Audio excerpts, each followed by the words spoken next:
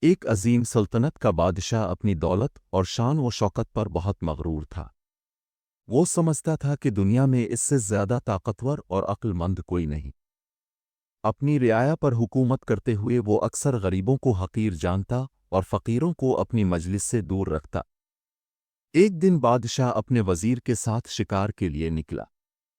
چلتے چلتے وہ جنگل کے کنارے ایک کچے جھونپڑے تک پہنچا۔ جھونپڑے کے باہر ایک فقیر بیٹھا تھا جس کی آنکھوں میں نور اور چہرے پر سکون تھا۔ بادشاہ نے فقیر کو دیکھ کر حقارت سے کہا، اے فقیر، تیرا اللہ تجھے روٹی بھی پوری نہیں دیتا تو کس چیز پر اتنا مطمئن ہے؟ فقیر نے مسکراتے ہوئے کہا، بادشاہ سلامت، دنیا کا مال و متاع فانی ہے، لیکن ایمان اور صبر انسان کو حقیقی سکون دیتے ہیں۔ اللہ کی رضا میں خوش رہنے والا کبھی محروم نہیں رہتا۔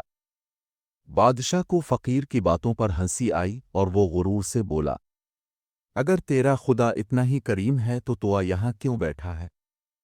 اگر تجھے اللہ پر اتنا ہی یقین ہے تو میں دیکھنا چاہتا ہوں کہ تیرا رب تجھے کیا عطا کرتا ہے۔ فقیر نے ادب سے کہا، بادشاہ سلامت، اللہ کی حکمت ہم انسانوں کی سمجھ سے باہر ہے، وہ جسے چاہے عزت دے، جسے چاہے آزمائے۔ بادشاہ ہنستے ہوئے آگے بڑھ گیا، لیکن اس کے دل میں فقیر کی باتوں نے ایک بے چینی پیدا کر دی۔ فقیر کا ایک چھوٹا سا کنبہ تھا۔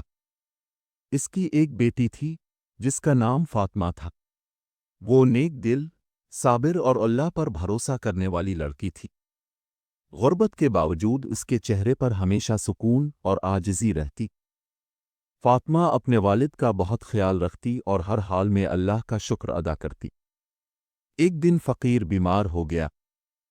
فاطمہ نے اللہ سے دعا کی، یا اللہ، میرے والد کو شفا عطا فرما، ہماری غربت دور کر دے اور ہمیں اپنے فضل سے نواز دے۔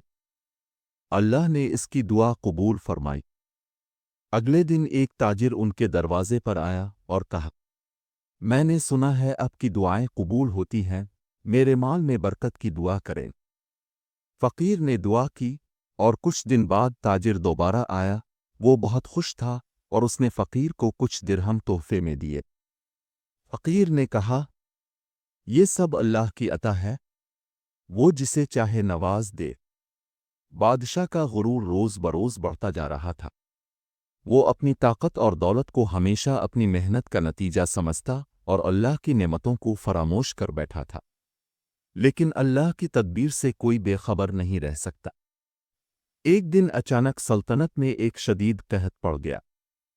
کئی مہینوں تک بارش نہ ہوئی، کھیت سوکھ گئے، درختوں کے پتے جھڑ گئے اور ندی نالے خشک ہو گئے۔ لوگ بھوک سے تڑپنے لگے، بازار سنسان ہو گئے اور بادشاہ کا خزانہ خالی ہونے لگا۔ محل کے اندر بھی پریشانی نے ڈیرے ڈال لیے تھے۔ بادشاہ نے اپنی فوج اور وزراء سے مشورہ کیا، لیکن کوئی حل نہ نکل سکا۔ عوام فاقوں پر مجبور تھے اور محل کے دروازے پر بھوکے لوگ رحم کی اپیل کر رہے تھے۔ بادشاہ کے لیے یہ ایک عجیب وقت تھا۔ جو شخص کل تک اپنی طاقت پر نازاں تھا، آج وہی بے بس نظر آ رہا تھا۔ ایک دن بادشاہ نے اپنے وزیر سے کہا، کیا اس مصیبت کا کوئی حل ہے؟ میرا غرور ٹوٹ چکا ہے، لیکن مجھے کوئی راستہ نظر نہیں آتا۔ وزیر نے کچھ دیر خاموشی کے بعد کہا، بادشاہ سلامت، آپ کو یاد ہے وہ فقیر جسے اپنے جنگل کے کنارے دیکھا تھا؟ وہ شخص اللہ پر مکمل بھروسہ رکھتا ہے۔ شاید اس کی دعا سے یہ آزمائش ختم ہو جائے۔ بادشاہ نے اپنی شان و شوکت کو بھلا کر فقیر کے جھونپڑے کا رخ کیا۔ جب بادشاہ وہاں پہنچا تو فقیر حسن معمول سکون سے بیٹھا اللہ کا ذکر کر رہا تھا۔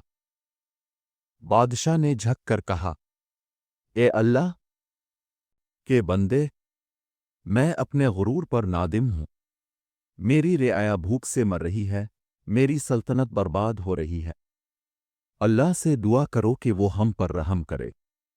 فقیر نے مسکرا کر کہا، بادشاہ سلامت، جب انسان اللہ کو بھلا دیتا ہے تو آزمائشیں اسے اللہ کی طرف لوٹانے کے لیے آتی ہیں، لیکن اگر دل میں اخلاص ہو تو اللہ کی رحمت کا دروازہ کبھی بند نہیں ہوتا۔ فقیر نے عاجزی سے ہاتھ بلند کیے اور دعا کی، یا اللہ، تو رحمن و رحیم ہے، اپنی مخلوق پر رحم فرما، ان کی مشکلات آسان کر دے اور اپنی برکتیں نازل فرما۔ چند دن بعد ہی اللہ کی رحمت سے گھنگھور بادل چھا گئے۔ ایک طویل عرصے کے بعد موسلا دھار بارش ہوئی، کھیت سرسبز ہو گئے، دریا بہنے لگے اور لوگوں کے چہرے خوشی سے کھل اٹھے۔ بادشاہ نے محسوس کیا کہ اس کی سلطنت کی خوشحالی کا اصل ذریعہ اللہ کی رحمت ہے، نہ کہ اس کی طاقت اور دولت۔ قحط کے خاتمے کے بعد بادشاہ نے فقیر سے کہا، اے نیک انسان، تمہاری دعا سے میری سلطنت دوبارہ آباد ہوئی ہے، میں تمہارا احسان مند ہوں، کوئی خواہش ہو تو بلا جھجک بتا۔ فقیر نے عاجزی سے کہا، بادشاہ سلامت، میں دنیاوی چیزوں کا طلبگار نہیں ہوں، اگر آپ واقعی خوش ہیں تو میری ایک خواہش ہے، میری بیٹی فاطمہ کے لیے کوئی نیک اور صالح رشتہ تلاش کرے۔ بادشاہ نے فقیر کی بات قبول کر لی اور وعدہ کیا کہ وہ فاطمہ کے لیے بہترین رشتہ تلاش کرے گا۔ کچھ دن بعد بادشاہ نے اپنے بھتیجے عامر کا ذکر کیا، جو نیک دل، دیندار اور نرم مزاج نوجوان تھا۔ وہ عوام کی خدمت کرنے والا اور اللہ پر بھروسہ رکھنے والا انسان تھا۔ بادشاہ نے فقیر کو اپنی خواہش بتائی۔ فقیر نے استخارہ کیا اور اللہ سے رہنمائی طلب کی۔ اللہ نے اس کے دل میں سکون ڈال دیا اور یوں فاطمہ کا نکاح عامر سے طے پایا۔